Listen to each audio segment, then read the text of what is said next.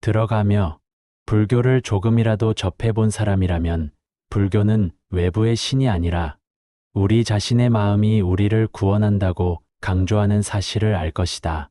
그런 일반적 생각은 분명히 옳다. 몇몇 아시아 언어로 보존된 불교 경전에는 마음의 정화, 마음의 수련, 마음의 근본적 변화를 다루는 방대한 문헌이 있다. 그 중에서도 가장 핵심이 되는 근본적 가르침과 수행을 뽑아낸 것이 로종의 가르침이다. 로종 수행의 핵심은 왜 나는 고통받는가? 어째서 나는 그렇게 많은 부정적 감정과 망상 상태에 있는가? 라는 근본적 물음이다.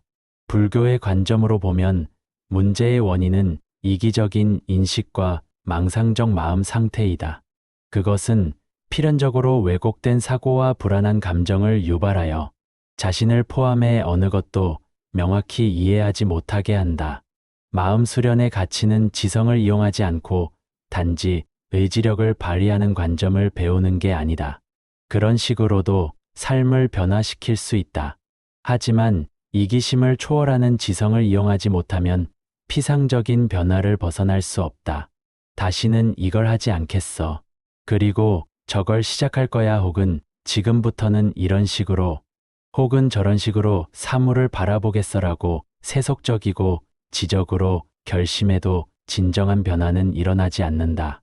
진정한 변화가 일어나려면 곤경에 빠졌을 때 포괄적 시각을 견지할 수 있는 초월적 관점 혹은 초월적 지식을 갖추어야 한다. 그래야만 우리를 얽매는 악순환으로부터 지속적인 해방을 경험할 수 있다. 로종은 실제로 계곡 아래가 아니라 산 정상에서 보는 마음을 수련하는 것이다. 로종 명상을 수행함으로써 스스로 빠져든 혼란과 그에 따라 필연적으로 생기는 고통을 이해할 수 있을 만큼 충분한 거리를 확보할 수 있다.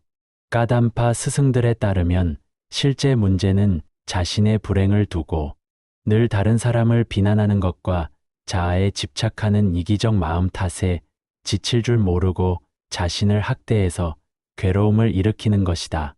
로종 수행은 남을 탓하지 않으며 잠시 자신을 바라보고 다시는 이렇게 결과가 뻔한 어리석은 짓을 하지 않겠다고 맹세할 수 있는 기회를 준다. 이런 어리석은 행위를 중단하는 한 가지 길은 나 자신을 살펴서 어떤 자기 파괴적 행위를 하는지 알고 그것을 그만두려고 노력하겠다고 말하는 것이다. 하지만 로종 같은 대승불교 수행은 그런 방식보다는 문제의 핵심을 해결하라고 조언한다. 즉 자신의 감정, 행위, 신념을 직접 다루려 하면 피상적인 결과밖에 얻을 수 없을 것이다. 대승불교의 가르침에서는 해로운 식물을 제거하려면 뿌리째 뽑아야 한다고 말한다. 단지 가지만 잘라서는 완전히 없앨 수 없기 때문이다. 이와 마찬가지로 자신의 마음을 속속들이 해부하여 몹시 해로우며 스스로를 고립시키는 측면을 찾아내 해결하고 개선하는 방식은 우리 삶을 정상으로 회복시키기에 결코 충분하지 못하다. 두려움 없이 바로 자아에 집착하는 습성을 부수어야 로종의 초월적 관점을 받아들일 수 있다. 이것이 자기중심성에서 비롯된 모든 문제를 철저히 부수는 유일한 방법이다. 그에 따라 다른 문제들은 따로 다루지 않아도 자연히 치유된다. 우리의 결점을 해결하는 이런 방식은 대승불교의 중요한 측면으로 방편이라고 한다. 로종 수행을 해서 마음이 온전히 긍정적으로 변화하면 오래된 부정적 습성은 직접 없애려 하지 않아도 차차 사라진다. 바로 이것이 로종이 우리의 마음을 근본적으로 변화시켜 진정으로 고통에서 벗어나게 하는 방식이다. 다른 사람이 우리에게 고통을 주는 것보다 더 우리가 자신에게 불필요한 고통과 괴로움을 가한다는 사실을 인식할 때 남이 우리에게 어떤 행위를 해도 이전보다 덜 긴장하고 보다 효과적으로 반응할 수 있게 된다. 이렇게 주장하는 근본 전제는 남이 우리를 대하는 방식을 우리가 원하는 대로 바꾸는 게 거의 불가능하다는 단순한 추정이다. 우리는 전능하지 못하고 외부 환경과 상황을 마음대로 할 수 없다. 우리가 원하든 원하지 않든 어떤 일이라도 일어날 수 있고, 실제로 일어난다. 지진이나 홍수 같은 자연재해가 삶을 황폐하고 비참하게 만들 수 있는 것이다.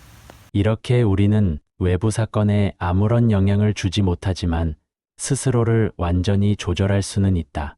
무술처럼 극단적인 고통을 참는다는 의미가 아니라 내면의 갈등에 굴하지 않는다는 의미에서 일종의 극기를 할 수 있기 때문이다. 또 로종의 핵심에는 역경을 오히려 유익하게 이용하는 수행이 있으므로 역경을 대하는 능력도 변화시킬 수 있다. 극기를 개발할 수 있으면 외부의 역경도 정시적 성장에 이용할 수 있다. 반대로 망상에만 빠져 있으면 외부의 문제점을 이용하지 못할 뿐만 아니라 내면이 괴로움을 다룰 수 없게 된다. 그 결과 말할 수 없이 큰 충격을 받는다. 내면에서 일어나는 괴로움은 항상 다른 사람이나 외부 상황이 일으킨 괴로움보다 훨씬 더 고통스럽기 때문이다. 대승불교의 많은 위대한 스승은 우리가 온갖 방법을 써서 다른 사람을 다루는 일을 회피할 수 있어도 우리 자신을 피할 수는 없다고 말했다. 즉, 우리 내면의 악령은 다름 아닌 자신의 그림자라는 것이다. 우리의 그림자는 잘 때 꿈과 악몽으로 나타나고, 깨어있을 때는 우리가 보고 듣고 냄새 맡고 맛보고 만지는 모든 것에 모양과 형태와 색채를 부여한다. 그런 미묘한 내면의 생각인 그림자는 다른 사람에 대한 반응, 우리의 처신 그리고 자기 평가에 지대한 영향을 준다.